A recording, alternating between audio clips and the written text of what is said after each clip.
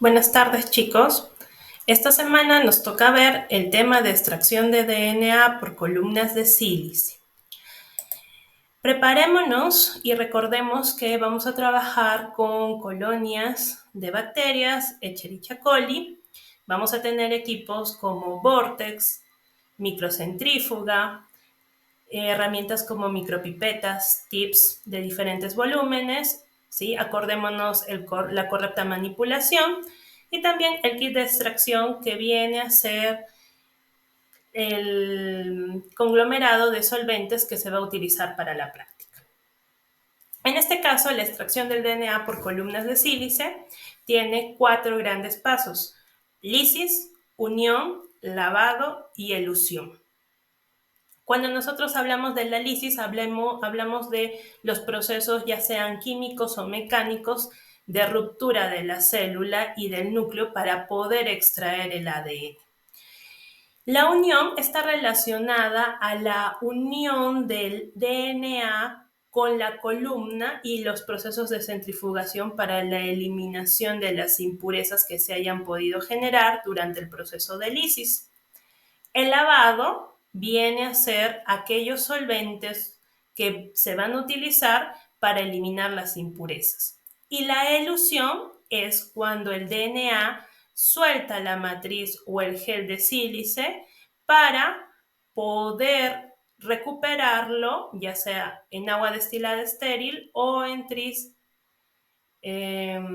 buffer tris.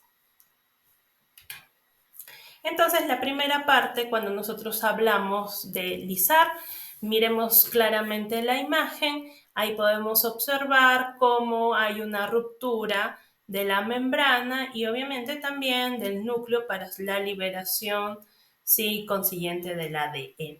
Como ya lo mencioné en la anterior diapositiva, puede ser medios químicos o medios físicos o hasta medios enzimáticos. Si hablamos de un medio químico de lisado, uno de los detergentes aniónicos más conocidos viene a ser el SDS. Lo que hace es básicamente alterar esa bicapa de fosfolípidos y eso genera la descompensación y la ruptura del mismo. Otro que viene a ser las enzimas que se usa muy comúnmente junto con el SDS, viene a ser la proteína K. Esta enzima lo que hace es digerir, ¿sí?, los aminoácidos hidrofóbicos. Y mediante métodos físicos tenemos el vórtex que genera la disrupción física del mismo. Una vez que ya tenemos liberado el DNA, lo que nosotros tenemos que tratar de hacer es unirlo o rescatarlo para que a lo largo de los pasos que vamos a tener a continuación no lo perdamos. Entonces, para eso tenemos el tampón binding o también el tampón de unión. Este tampón lo que tiene es etanol y sales caotrópicas, ¿sí? Recordemos que cuando hablamos de esta extracción de DNA por columnas de sílice, estamos hablando de un método que se fundamenta en la cromatografía de absorción. Esta cromatografía de absorción se basa, como su nombre mismo lo dice, en la absorción y la desorción de los ácidos nucleicos en presencia de sales caotrópicas. Ahora, bajo las condiciones nativas, nosotros tenemos que saber que los ácidos nucleicos están recubiertos de una capa hidratante de moléculas de agua que lo que mantienen básicamente es la solubilidad del mismo, ¿sí? En condiciones, cuando se agregan estos iones caotrópicos a los ácidos nucleicos, se destruye esa ordenada estructura de las moléculas que se encuentran en la capa hidratante que acabamos de mencionar. Por lo tanto, podemos decir que las sales caotrópicas generan o crean un entorno hidrofóbico alrededor del DNA.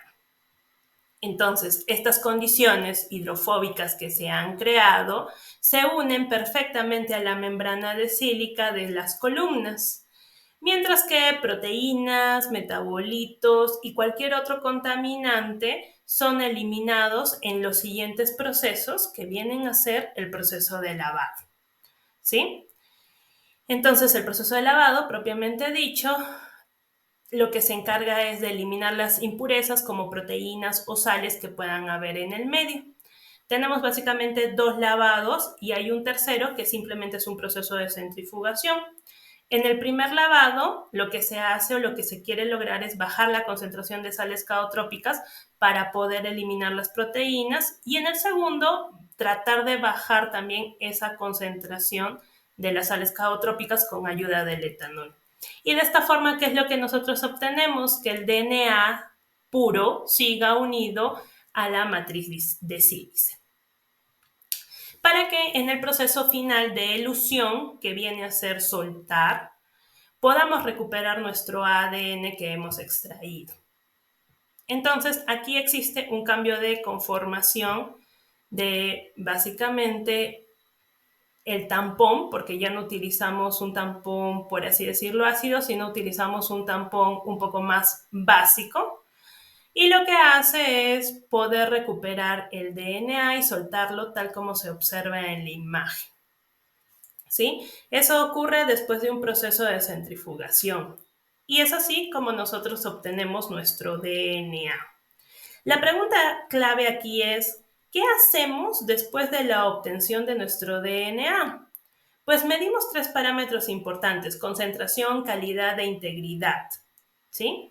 En esta práctica nos vamos a centrar un poquito más en medir concentración y calidad, y vamos a reservar una porción del DNA que hemos extraído para nuestra siguiente práctica de la próxima semana, o regresando, mejor dicho, de la semana de exámenes. Recordemos que concentración y calidad se basa en el método espectrofotométrico. ¿Eso qué quiere decir? Recordemos un poquito nuestra bioquímica cuando vimos la parte de la ley de Lambert-Beer, porque la vamos a aplicar ahora. Entonces vamos a utilizar espectrofotometría de UV, porque vamos a medir a una absorbancia de 260 nanómetros para poder determinar qué concentración de ADN tenemos. Pero a la vez también vamos a medir a 280 para poder sacar una correlación y evaluar la pureza que llegamos a obtener. Si este valor es igual a 1.8, decimos que tenemos un ADN puro y que podemos proseguir con los siguientes análisis. Puede ser una PCR o algún proceso de tamizaje o de diagnóstico consiguo que yo haya podido diseñar dentro de mis protocolos. Pero si yo tengo una concentración menor a 1.8, yo estoy ante la presencia de un ADN que no es puro y que se encuentra contaminado con proteínas o con componentes fenólicos. Por el contrario, si se encuentra por encima de 1.8, hablamos de presencia de RNA, sobre todo cuando se encuentra cercano a 2. ¿Listo? Y bueno, en la práctica de la siguiente semana ya hablaremos, o de la subsiguiente hablaremos ya de los procesos de electroforesis. Muchas gracias por su atención. Recuerden darle una repasada a este video y también, por favor, responder las preguntas de entrada para la práctica de esta semana. Un abrazo, nos vemos entre semana.